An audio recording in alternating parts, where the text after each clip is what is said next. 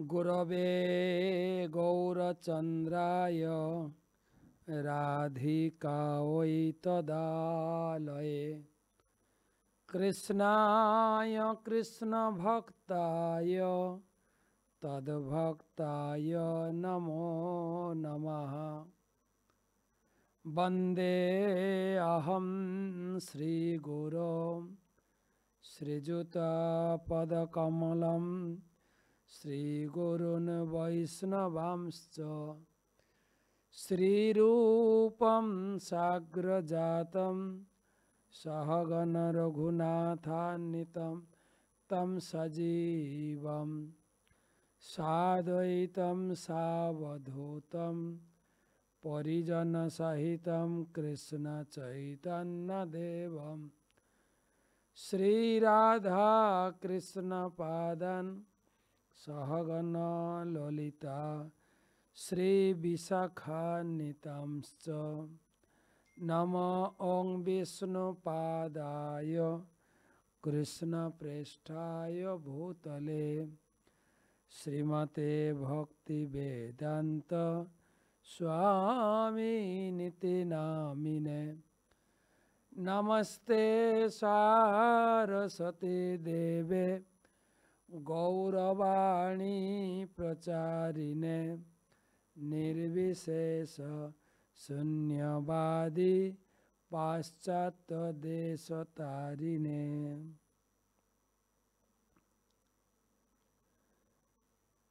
अनर्पितचरिं चिरात् करुणया अवतीर्ण कलौ समर्पयितुम् उन्नत उज्ज्वल रसं सभक्ति श्रियं हरिपुरट सुंदर दुति कदम्ब संदीपितः हृदय कंदरेश बसचिनंदन राधा कृष्ण प्रणय विकृति हलादिन शक्ति रश्मा देकात्मना वपि भुवि पुरा देह भेदो गतौ तौ चैतनाख्यं प्रकटमधुना तद्वयं चैकमाप्तं राधा भावदूति सुबलितं नौमि कृष्ण स्वरूपं राधा कृष्ण प्रणय महिमा कीदृशवानैवा साध्यो जनाद्भुत मधुरिमा कीदृशवा मोदीय सौखाञ्जस्य मदनुभवत कीदृशं वेति लोभा तद्भावाढ्य समजनि शचिगर्भ सिंधु हरिंदु। जय श्री कृष्ण चैतन्य प्रभु नित्यानंद श्री अद्वैत गदाधर श्रीवासदि श्री गौर भक्तबिंद। हरे कृष्णा कृष्ण कृष्ण हरे हरे हरे राम राम राम हरे हरे।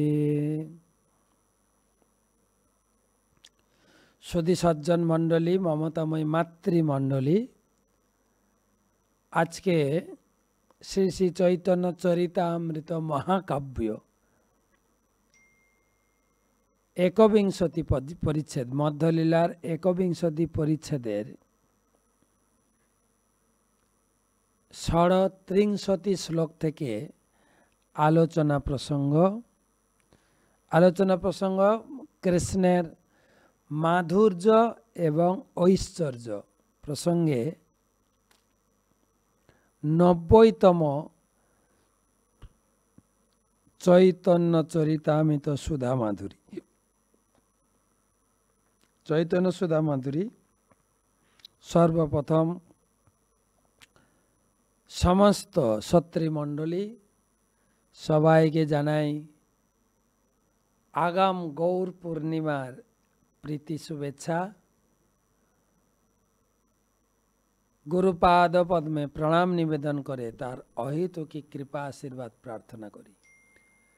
नमो ओं विष्णुपादाय कृष्ण प्रेष्ठाय भूतले শ্রীমতে জয় পতাকা স্বামী নীতি নামিনে নম আচার্য পাদায় নিতাই কৃপা প্রদায়িনে গৌর কথা ধামদায় নগর গ্রাম তারিণে।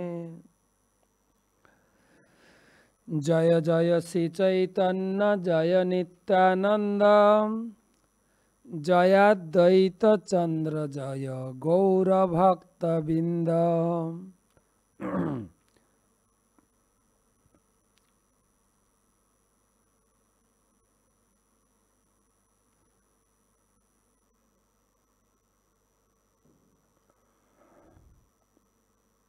তো মহাপ্রভু সনাতন গোস্বামীকে ভগবান কৃষ্ণের ঐশ্বর্য মাধুর্য তিনি বর্ণনা করছেন এবং তার মাধুর্য ঐশ্বর্য বুঝতে না পেরে বড় বড় মুনি ঋষি যোগী তারাও বিভ্রান্ত হয়েছেন, ব্রহ্মাও বিভ্রান্ত হয়েছে। সেটারই আলোচনা চলছে। ব্রহ্মা বিষ্ণু হরয়েই সৃষ্টাদিশ্বর তিনে আজ্ঞাকারী কৃষ্ণের কৃষ্ণ অধীশ্বর। ব্রহ্মা বিষ্ণু মহেশ্বর তিনারা এই সৃষ্টিকার্যে তাদের ব্যস্ততা। সবাই ব্রহ্মা হচ্ছেন সৃষ্টি এবং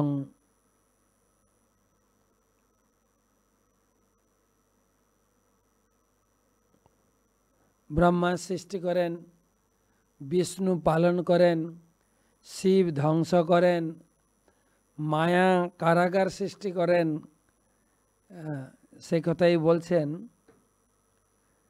তিনে আজ্ঞাকারী কৃষ্ণের কৃষ্ণ অধীশ্বর। তিনজনই কৃষ্ণের আজ্ঞাবহ দাস। ছিল ভক্তিবিনোদ ঠাকুর মহাশয় তিনি তার ভজন গীতিতে লিখেছেন, তুমি সর্বেশ্বরেশ্বর বজেন্দ্র কুমার, তোমার ইচ্ছায় বিশ্বে সৃজন সংহার। তোমার ইচ্ছায় ভগবান কৃষ্ণ হচ্ছেন বজেন্দ্র নন্দন কৃষ্ণ, তার ইচ্ছায় সব কিছু ঘটছে। তব ইচ্ছা মত ব্রহ্মা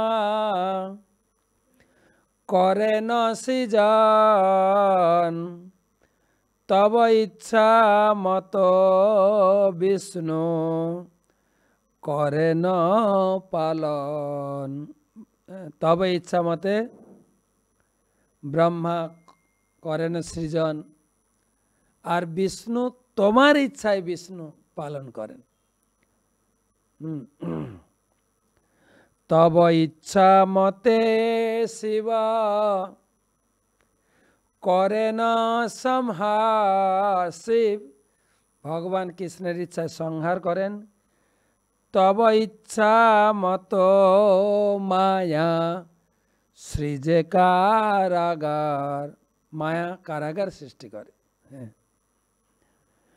তব ইচ্ছা মতে জীবের জীবন মরণ। ভগবানের ইচ্ছায় জীবের জীবন এবং মরণ।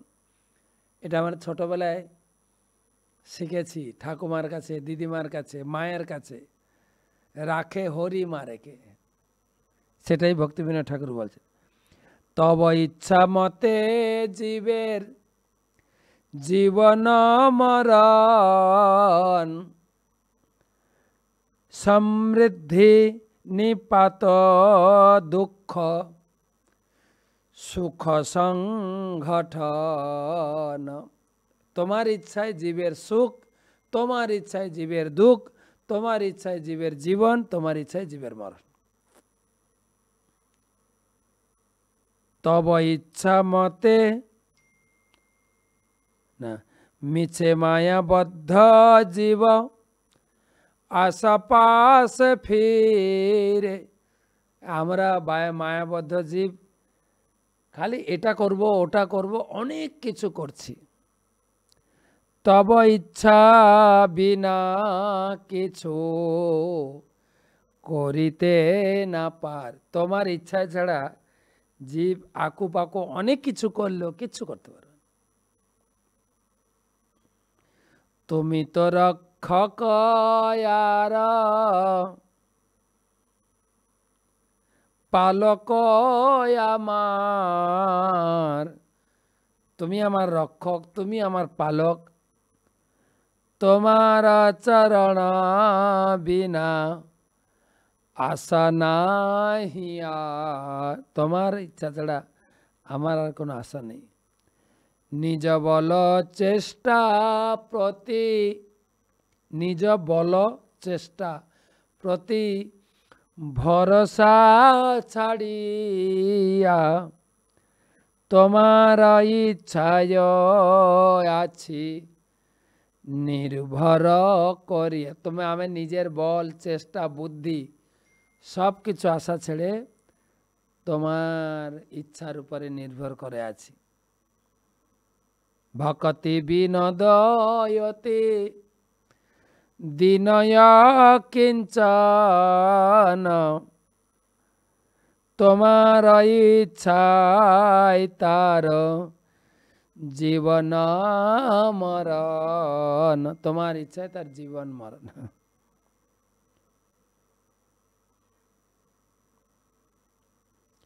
তো যাই হোক, ভক্তিবিনোদ ঠাকুর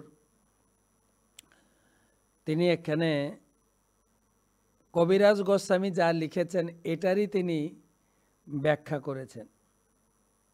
তিনি আজ্ঞাকারী কৃষ্ণের কৃষ্ণ অধীশ্বর। সৃজামি তন্মে তন্নিযুক্তয়ম হরো হরতি তদ্দশ বিশ্বং পুরুষ রূপেণ পরিপাতি ত্রিশক্তিধৃক। তো ব্রহ্মা ভাগবতমের প্রার্থনায় দ্বিতীয় স্কন্ধে ব্রহ্মা বললেন, পরমেশ্বর ভগবান শ্রীহরির দ্বারা নিযুক্ত হয়ে আমি সৃষ্টি করি, তার আদেশ অনুসারে শিব সংহার করেন। ত্রিগুণময়ী মায়ের নিয়ন্তা শ্রীহরি পুরুষ রূপে বিশ্বকে পালন করেন।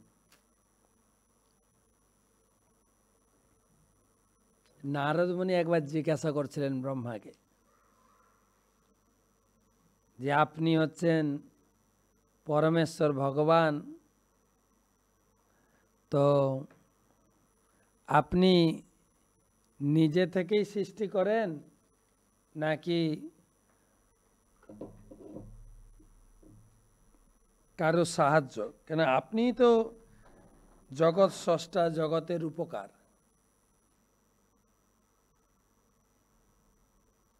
নাকি আপনার উপরে কেউ আছে? কিন্তু আমি দেখি আপনি আবার মালা জপ করেন, হাতে মালা, ধ্যানস্থ হয়ে আছেন, তার থেকে আবার একটা সন্দেহ জাগছে, তাহলে আপনার উপরেও কেউ আছে। তো নারদ মুনি চাইছিলেন ব্রহ্মা নিজে বলুক যে আমি ভগবান নই। এখনকার দিনের লোক তো নিজে ভগবান বলে দাবি করছে, কিন্তু অন্যের ঘাড়ে চাপিয়ে দিচ্ছে, না ওরা আমাকে ভগবান বলে মানে তাই।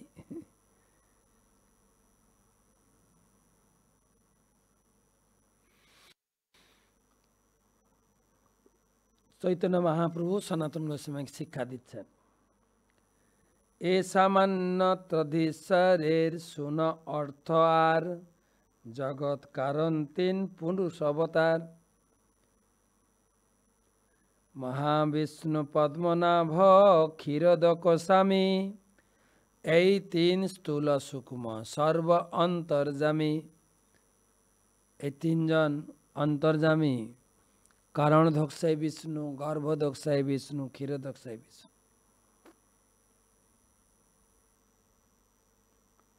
প্রভুপাদ 3 লাইনের তাৎপর্য দিয়েছেন। মহাবিষ্ণু অর্থাৎ কারণধক্সাই বিষ্ণু সবকিছুর অন্তর্যামী রূপে পরিচিত। গর্ভধক্সাই বিষ্ণু, যার নাভি পদ্ম থেকে ব্রহ্মার সৃষ্টি হয়েছে, তাকে বলা হয় হিরণ্যগর্ভ। তিনি সমষ্টি বা সূক্ষ্ম অন্তর্যামী। আর ক্ষীরোদক্ষাই বিষ্ণু হচ্ছেন বিরাট রূপ এবং স্থূল অন্তর্যামী। এই 3 সর্বাশ্রয় জগত ঈশ্বর, এহ সব কলাংশ কৃষ্ণ অধীশ্বর। এই 3 জন হচ্ছে জগন্নাথের মেন। যস্যৈক নিঃশ্বাসিত কাল মথাবলম্ব্য জীবন্তি লোম বিলজা জগদণ্ডনাথা, বিষ্ণুর মহান সহ্য যস্য কলা বিশেষ, গোবিন্দমাদি পুরুষম তমহম ভজামি।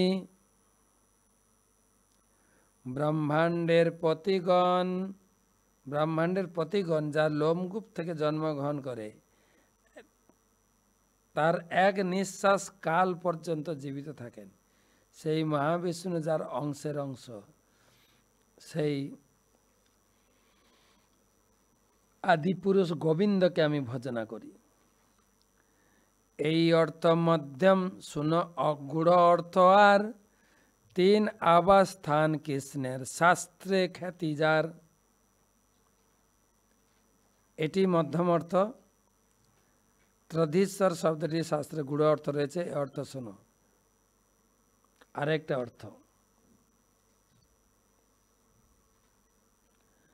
অন্তপুর গোলক শ্রী বৃন্দাবন, যাহা নিত্য স্থিতি মাতা পিতা বন্ধুগণ, মধুরেশ্বর মাধুর্য কৃপাদি ভাণ্ডার, যোগ মায়া দাসী যাহা রাসাদি লীলাসার।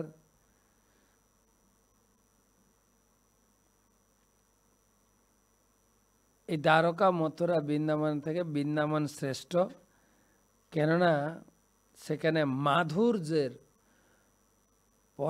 পূর্ণ প্রকাশ। করুণানিকুরম্ব কোমলে মধুরৈশ্বর্য বিশেষ শালিনী, জয়তি ব্রজরাজ নন্দনে নহি চিন্তা কণিকা ভুদেতি ন। করুণা সমূহের দ্বারা কোমল মধুর ঐশ্বর্যযুক্ত নন্দনন্দন শ্রীকৃষ্ণ জয়যুক্ত হওয়ার আমাদের চিন্তা কণিকারও উদয় হয় না। তার বলে পরব্যোম বিষ্ণু লোকনাম, নারায়ণ আদি অনন্ত স্বরূপের ধাম। বৃন্দাবনের নিচে বিষ্ণুলোক নামক পরব্যোম, সেখানে অসংখ্য বৈকুণ্ঠ লোক, নারায়ণ আদি শ্রীকৃষ্ণের অনন্ত রূপ রয়েছে। মধ্যম আবাস কৃষ্ণ ষড়ৈশ্বর্য ভাণ্ডার, অনন্ত স্বরূপে যাহা করেন বিহার। অনন্ত বৈকুণ্ঠ যাহা ভাণ্ডার কোঠরি, পরিষদ গণে ষড়ৈশ্বর্যে আছে ভরি।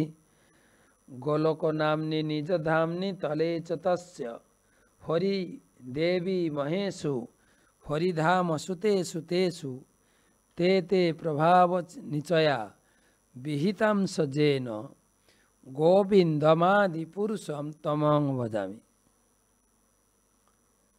ভগবানের ধামের তারতম্য, এটা হচ্ছে দেবী ধাম, এর উপরে মহেশ ধাম, তারপরে হরিধাম, বৈকুণ্ঠ, অযোধ্যা, মথুরা, না দ্বারকা, মথুরা, তারপরে গোলক বৃন্দাবন। প্রধান পরব্যম্নম অন্তরে বিরজা নদী, বেদাঙ্গ সেদ জনিতই তয়ই পশ্রাবিতা শুভা।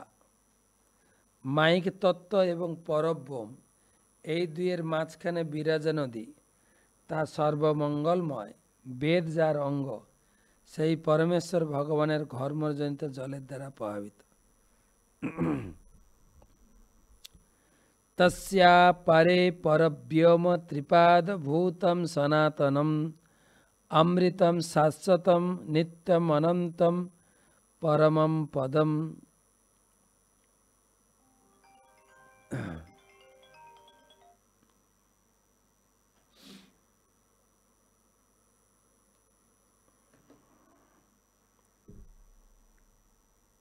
বিরজনী নদীর অপর পারে অক্ষয় নিত্য সনাতন অনন্ত পরম পদ স্বরূপ ত্রিপাদ বিভূতি সম্পন্ন পরব্যম নিত্য বর্তমান।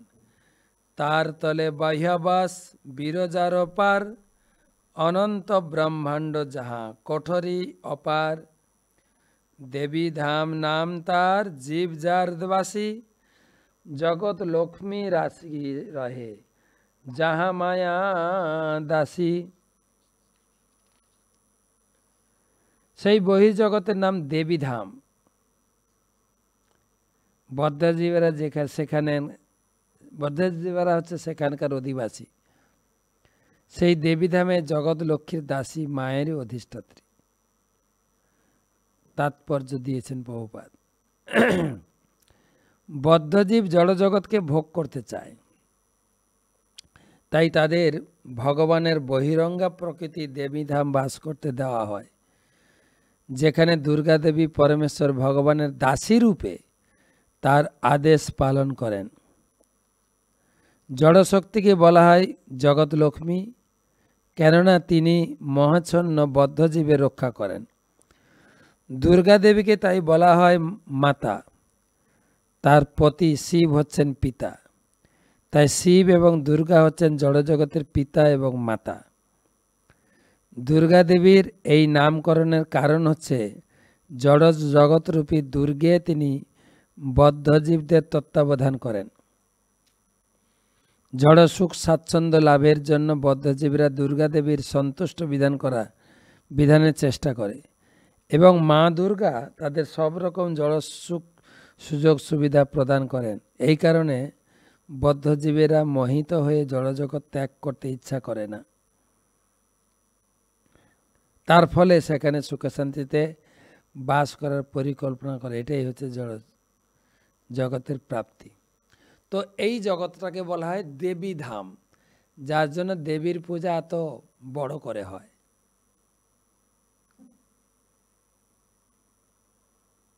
এই তিন ধামের হয় কৃষ্ণ অধীশ্বর, গোলক পরব্যম প্রকৃতি পর।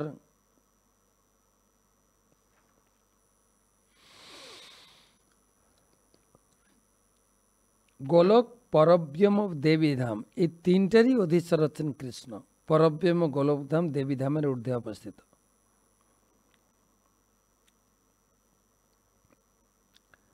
দেবী ধাম থেকে মুক্ত জীব পরব্যমে হরি সেবা না পেলে মহেশ ধাম লাভ করেন, যা এই দুই ধামের মধ্যবর্তী।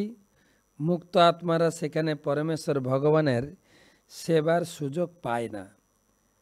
তাই এই মহেশ ধাম দেবী ধামের উপরে শিবের ধাম হলেও পরব্যম নয়। পরব্যম শুরু হয় হরিধাম বা বৈকুণ্ঠ লোক থেকে।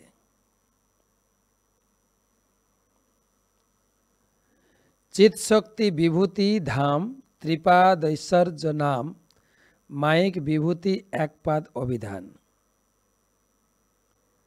চিৎ জগৎ পরমেশ্বর ভগবানের ত্রিপাদ বিভূতি সম্পন্ন, আর জড় জগৎ একপাদ বিভূতি সম্পন্ন। হরিধাম গোলক বৃন্দাবন জড়া প্রকৃতির অতীত অপ্রাকৃত চিৎ শক্তি বিশিষ্ট ধাম। তা ত্রিপাদ ঐশ্বর্য নামে খ্যাত।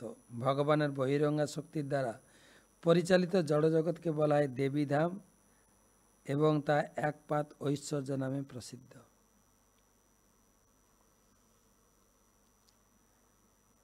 ত্রিপাদ বিভূতির ধাম অর্থাৎ ত্রিপাদ ভূতম হি তৎপদম বিভূতি মায়িকি সর্বা প্রোক্তা পাদাত্মিকা যতঃ।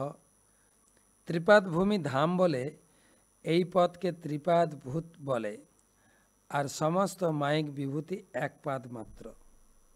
শ্লোকটি লঘু ভাগবত থেকে।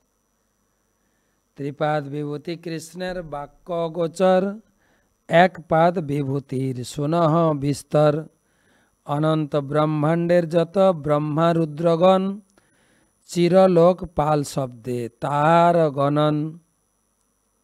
অনন্ত ব্রহ্মাণ্ডে যত ব্রহ্মা ও রুদ্র রয়েছেন তাদের বলা হয় চিরলোকপাল।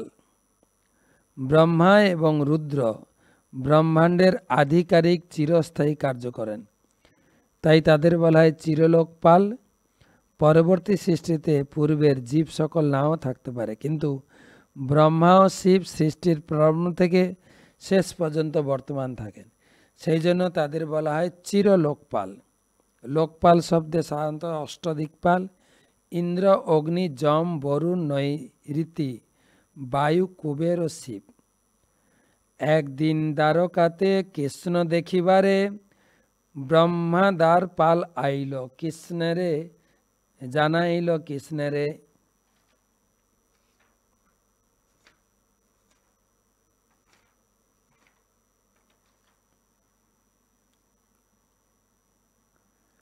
এখানে কবিরাজ গোস্বামী বা চৈতন্য মহাপ্রভু কৃষ্ণ যে ব্রহ্মার থেকে শিবের থেকেও শ্রেষ্ঠ সেইটা প্রমাণ করছেন।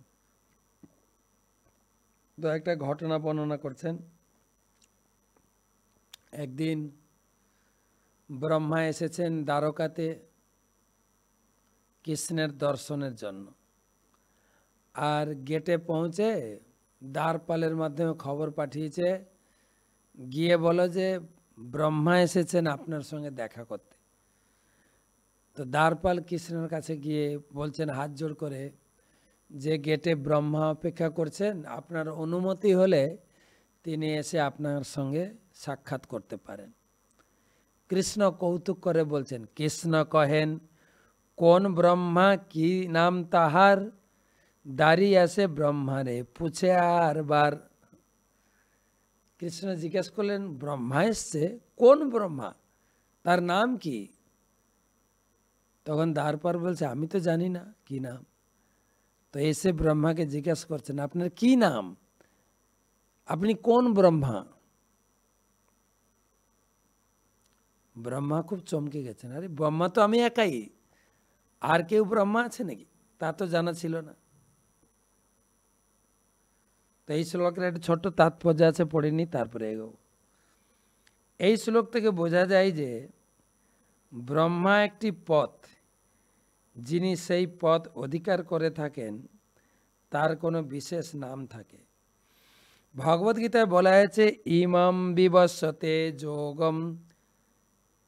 বিবস্বান হচ্ছে বর্তমান সূর্যদেবের নাম। সাধারণত তাকে বলা হয় রাজ্যপাল, কিন্তু তার নিজস্ব নামও রয়েছে। যেহেতু বিভিন্ন নাম সমন্বিত হাজার হাজার ব্রহ্মা রয়েছেন, তাই শ্রীকৃষ্ণ জানতে চেয়েছিলেন তাদের মধ্যে কে তার সঙ্গে দেখা করতে। এই ব্রহ্মা তো জানতো না যে হাজার হাজার ব্রহ্মা আছে, তাই ব্রহ্মাকে সেই শিক্ষা দেওয়ার জন্য, যেন মনে না করে যে আমি একাই ব্রহ্মা।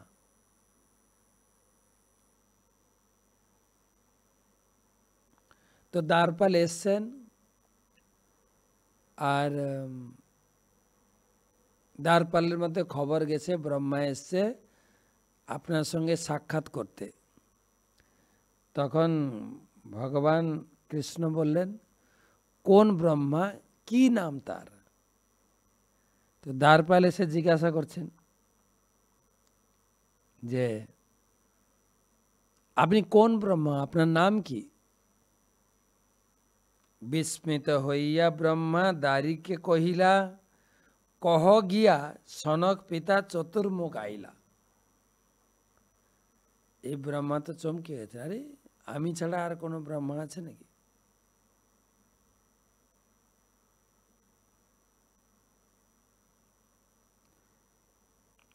কৃষ্ণে জানাইয়া দারি ব্রহ্মারে লইয়া গেলা, কৃষ্ণের চরণে ব্রহ্মা দণ্ডবত হইলা। তখন ব্রহ্মা বলেন গিয়ে বলো যে চতুর কুমারের পিতা ব্রহ্মা এসছে।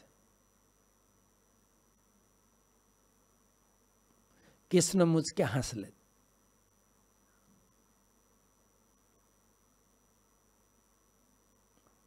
এবং আসার অনুমতি দিলেন। আর ব্রহ্মা গিয়ে দণ্ডবত প্রণাম করেছেন কৃষ্ণকে। কৃষ্ণ মান্য পূজা করি তারে প্রশ্ন কইল, কি লাগি তোমার ইহা আগমন হইল? ব্রহ্মা গিয়ে প্রণাম করলেন, পূজা করলেন, স্তুতি করলেন, হয়তো উপহারও দিয়েছেন।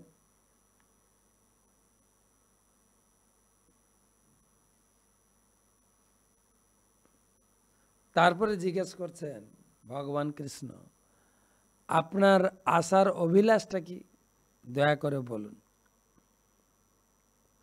ব্রহ্মা কহে, তাহা পাছে করিব নিবেদন, এক সংশয় মনে হয় করহ ছেদন।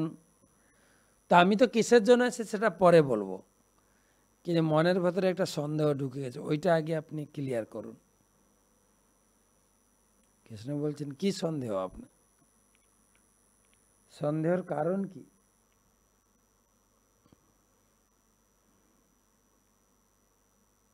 তখন ব্রহ্মা বলছেন, যে জন্য আসি পরে বলবো, এখন একটু সন্দেহ। বলে, কি সন্দেহ? কোন ব্রহ্মা পুছিলে তুমি কোন অভিপ্রায়ে, আমি বই জগতে আর কোন ব্রহ্মা হয়ে। আমি যখন গেটে বললাম আপনার দ্বারপালকে যে ব্রহ্মা এসে উপস্থিত হয়েছেন, আপনাদের সঙ্গে সাক্ষাৎ করতে চায়, আপনি তখন বললেন যে কোন ব্রহ্মা? কি জন্য জিজ্ঞাসা করলেন? আমি ছাড়া আর কোনো ব্রহ্মা আছে নাকি?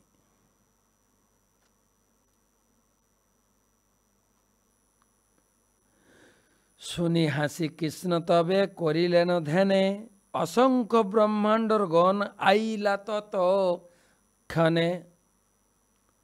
ভগবান শুনে একটু হাসলেন, আর তার পায়ের বুড়ো আঙ্গুলের থুতলি থেকে কত ব্রহ্মাণ্ড চলে এলেন। 10-20 সহস্র অযুত লক্ষ বদন, কট্যার ভূত মুখে কারো না যায় গণন। এত এত ব্রহ্মা এসে উপস্থিত হয়েছে।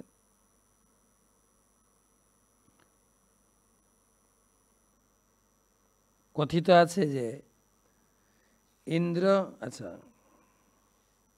কত আচ্ছা 10-20 শত সহস্র অযুত লক্ষ বদন, কট্যার্বুদ মুখাকারও না যায় কোন। আমরা তো মানুষের মতো 2 মুখ দেখেছি, এখানে বলছেন 10 মাথা, 20 মাথা, লক্ষ, সহস্র।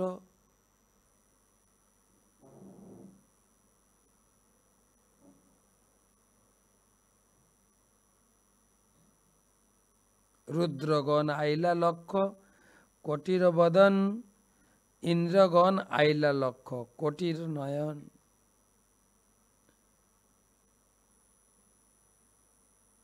বহু রুদ্র এলেন, তার লক্ষ কোটি মুখ।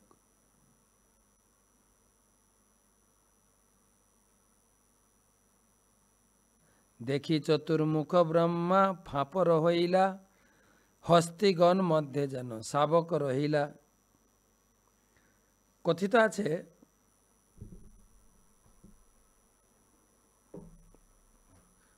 আছে ইন্দ্র অত্যন্ত কামুক। একবার সে ছলনা করে এক ঋষির পত্নীকে ধর্ষণ করে, এবং সে কথা ঋষি জানতে পারে, তখন ইন্দ্রকে অভিশাপ দেন।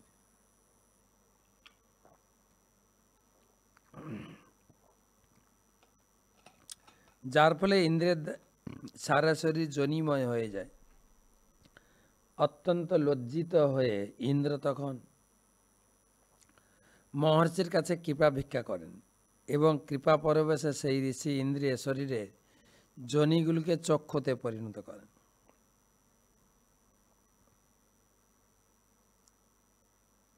তাই ইন্দ্রের শরীরে শত সহস্র চক্ষু রয়েছে। ব্রহ্মা ও শিবের যেমন বহু মুখ রয়েছে, দেবরাজ ইন্দ্রের তেমন বহু চক্ষু রয়েছে। দেখি চতুর্মুখ ব্রহ্মা ফাঁপর হইলা, হস্তিগণ মধ্যে যেন শশক রহিলা। শশক জানেন? শশক,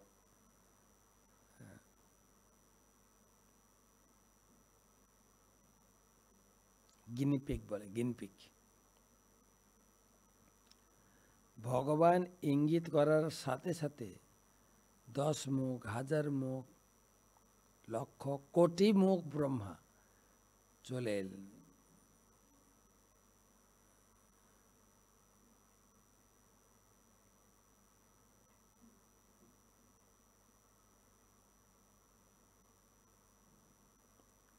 আশিস ব্রহ্মা, আশিস ব্রহ্মা কৃষ্ণ পাদপীঠ আগে, দণ্ডবত করিতে মুকুট। পাদপীঠে লাগে, সবাই এসে কৃষ্ণকে প্রণাম করছে। তো একজনের মাথা আর একজনের মাথায় লেগে মানে কি বলে, লোহাতে ঠেকাঠেকিকে বিদ্যুৎ চমকাচ্ছে।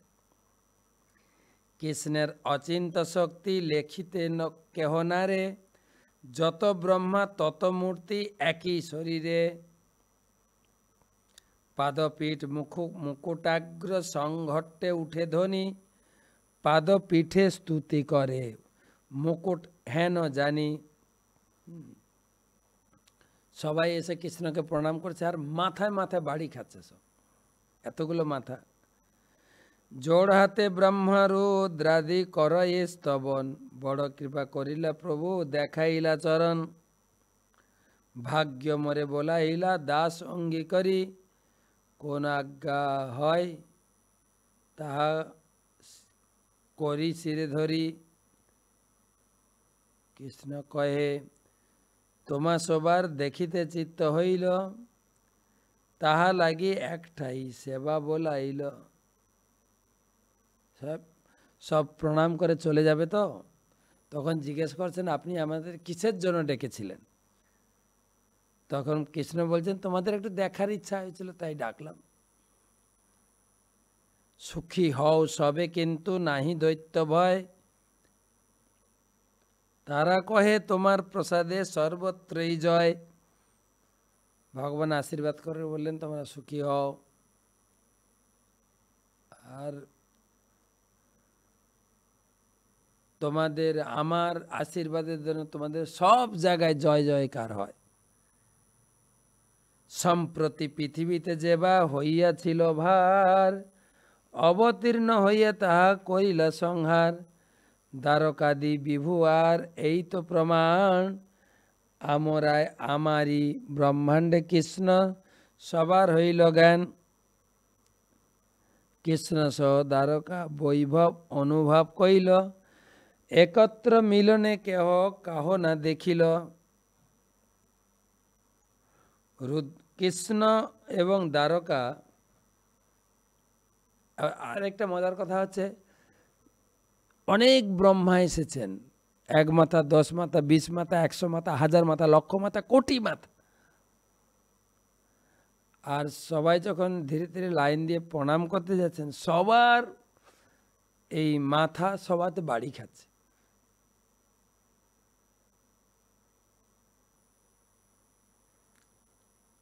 তাৎপর্য, কৃষ্ণ এবং দ্বারকাধামের অলৌকিক বিভূতি চতুর্মুখ ব্রহ্মা অনুভব করেন।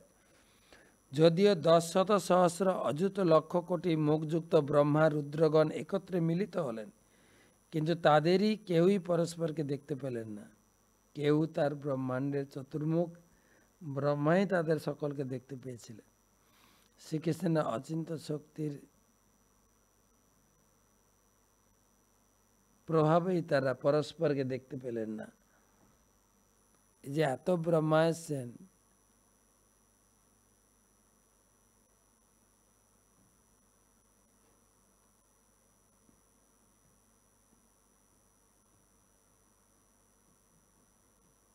তবে কৃষ্ণ সর্ব ব্রহ্মাগণে বিদায় দিলা, দণ্ডবত হইয়া সবে নিজ ঘরে গেলা। দেখি চতুর্মুখ ব্রহ্মার হইল চমৎকার, কৃষ্ণের চরণে আসি কইল নমস্কার। তখন এই যে ব্রহ্মা ছিল, ও চোখে উনি দেখছেন সবাইকে, সবাই কেউ কাউকে দেখতে পাচ্ছে না। সব প্রণাম করে কৃষ্ণের আশীর্বাদ নিয়ে বাড়ি চলে গেলেন। আর এই ব্রহ্মা হয়ে গেছে এত ছোট। ব্রহ্মা বলে, পূর্বে আমি যে নিশ্চয় করিল, তার উদাহরণ আমি নিজে তো দেখিল। জানন্ত এব জানন্ত কিম বহুক্তা নমে প্রভো মনস বপুষা বাচ বৈভবম তব গোচর। যারা বলে আমরা কৃষ্ণ তত্ত্ব জানি, তারা জানো, কিন্তু আমি অধিক উক্তি করতে ইচ্ছা করি না। তবে তোমার বৈভব কেবলমাত্র শরীর বাক্যের অগোচর। কৃষ্ণ কহে, এই ব্রহ্মাণ্ড ৫০ কোটি যোজন, অতি ক্ষুদ্র তাতে তোমার ৪ বদন। এই ব্রহ্মাণ্ড সব থেকে ছোট, ৪০০ কোটি মাইল, আর এখানে ছোট ব্রহ্মা, ৪ মাথা ব্রহ্মা। কোন ব্রহ্মাণ্ড ১০০ কোটি যোজন, লক্ষ কোটি যোজন, কেউ নিযুক্ত কোটি কোটি, কেউ নিযুক্ত কোটি, কোন কোটি কোটি।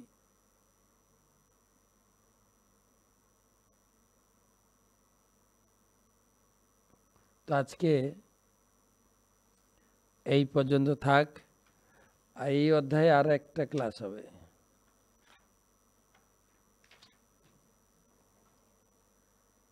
তো প্রশ্ন,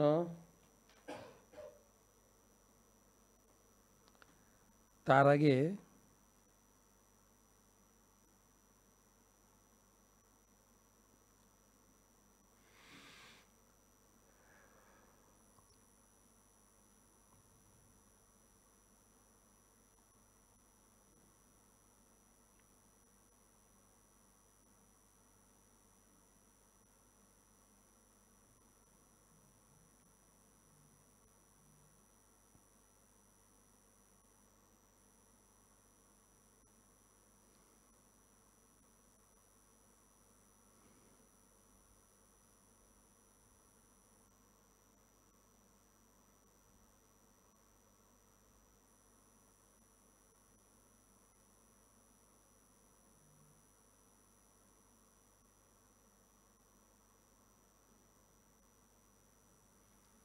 গীতা দান এসেছে।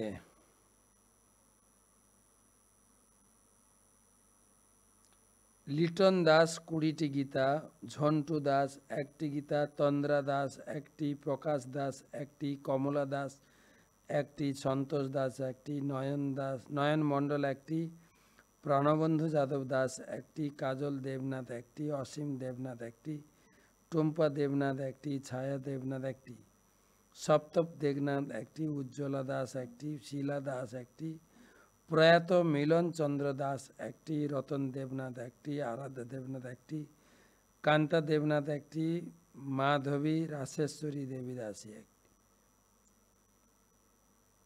তো আপনাদের ধন্যবাদ, কৃতজ্ঞতা জানাই।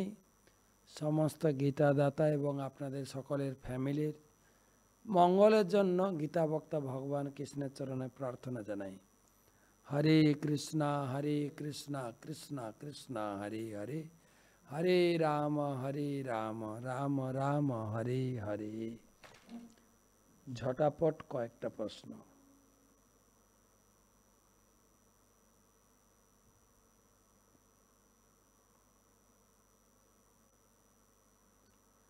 প্রতিভা রানী পাল, তারাগঞ্জ।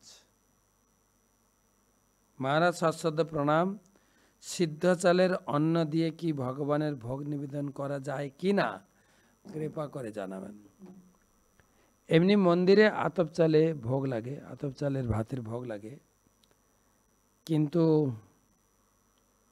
বাড়ির ভগবান একটু দয়ালু। ভগবান বলেছেন গীতায়, যৎ করসি যদ অশ্নাসি যৎ জুহসি দদাসি। তুমি যা খাও আমাকে নিবেদন করে খাও। তাই আপনি যদি সিদ্ধ চাল খেতে অভ্যস্ত, তো রান্না করে ভগবানকে সেই সিদ্ধ চালের অন্ন ভোগ দিতে পারেন। অন্ন ভোগ দিয়ে সেটা প্রসাদ পাবেন। মিন্টু কর্মকার বাঁকুড়া থেকে, দাদা বলরামের সর্প, তাহার উপর উপরে কার মূর্তি? তার উপরে বিষ্ণু মূর্তি। ভগবান কৃষ্ণের পুরো নাম কি? প্রশ্নটা আমি এখনো বুঝতে পারিনি, তবে কৃষ্ণের নাম হচ্ছে, কৃষ্ণ কথাটির মানে হচ্ছে আকর্ষয়তি কৃষ্ণ।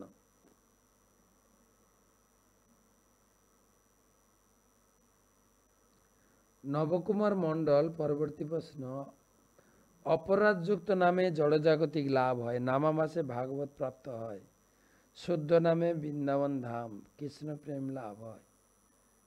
কৃপা করে বিষয়টি বুঝিয়ে বলে। না, নামাভাসে ভগবত ধাম লাভ হয় না, নামাভাসে মুক্তি হয়, অপরাধযুক্ত নামে ঐশ্বর্য লাভ হয় এবং শুদ্ধ নামে কৃষ্ণ ধাম বা কৃষ্ণ প্রেম লাভ করবে। তো এখানে যেটা হচ্ছে আপনার প্রশ্ন, কি করলে ভগবত ধামে যাবে?